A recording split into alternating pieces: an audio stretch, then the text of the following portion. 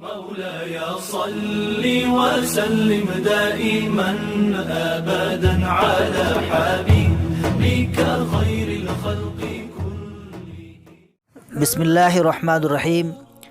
ناظرین، آج کی اس ویڈیو میں تقوی کا ذکر کروں گا کہ تقوی کسے کہتے ہیں. ویڈیو آخر تک ضرور دیکھیں. ہمارے چینل گولڈن ہسٹری کو سبسکرائب بھی کریں.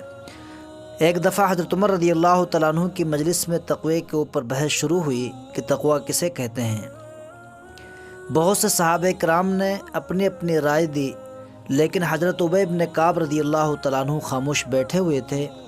اور یہ وہ صحابی ہیں جن کے بارے میں اللہ کے رسول نے ارشاد فرمایا، قرآن کے بہت بڑے قاری اور عالم ابی بن کعب ہیں. حضرت عمر رضی اللہ تعالیٰ عنہ نے ابی بن کعب سے فرمایا کہ آپ بتائیں تقوی کسے کہتے ہیں. اس پر آپ نے فرمایا کہ امیر المومنین، اگر کسی شخص کو خاردار جھاڑی میں گزرنا پڑے کہ پتہ نہیں کہیں کوئی جانور ہو، سانپ وغیرہ، دنیا میں جو سب سے زیادہ گھنے جنگل افریقہ وغیرہ کے اندر ہیں، ان میں تو سانپ پیڑوں کے اوپر لٹکے ہوئے ہوتے ہیں. اب اگر کسی کو گزرنا ہو تو کس طرح پھونک پھونک کر، دیکھ دیکھ کر، چوکنا ہو کر احتیاط سے گزرتا ہے کہ کہیں ہمارے کپڑے جھاڑی میں نہ الجھ جائیں اور کہیں میرا پیر تکلیف دینے والے جانور کے اوپر نہ پڑ جائے.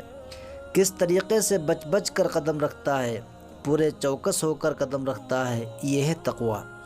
اسی طریقے سے زندگی بھی ایک سفر ہے. اس کے لیے اللہ کے رسول کی حدیث ہے، کن فی الدنیا کانک غریب. دنیا میں ایسے رہو جیسے کہ تم اجنبی ہو. بہت ہی قابل غور ہے معاملہ. اصل میں ہم دیکھتے ہیں کہ عام لوگوں کی دلچسپیاں کیا ہیں اور عام لوگ کدھر بھاگ رہے ہیں اور کدھر دوڑ رہے ہیں. سب کو دنیا کی پڑی ہے. بہتر سے بہتر مکان، عالیشان گھر، نئی نئی گاڑیاں.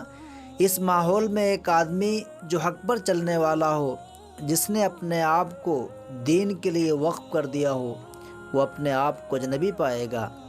میری سوچ کوئی اور ہے، ان کی کوئی اور ہے، وہ اپنے آپ کو اجنبی پائے گا. یا ایسے رہو جیسے کہ راستہ گزرنے والا کہ اس کو راستے سے پیار نہیں ہوتا. اصل تو منزل ہے جہاں اس کو جانا ہے، راستہ تو ایک ذریعہ ہے. دوستو، ہمارے اندر بھی اصل فکر آخرت کی ہونی چاہیے. دوستو، اگر ہماری ویڈیو پسند آئی ہو تو لائک کریں. شکریہ.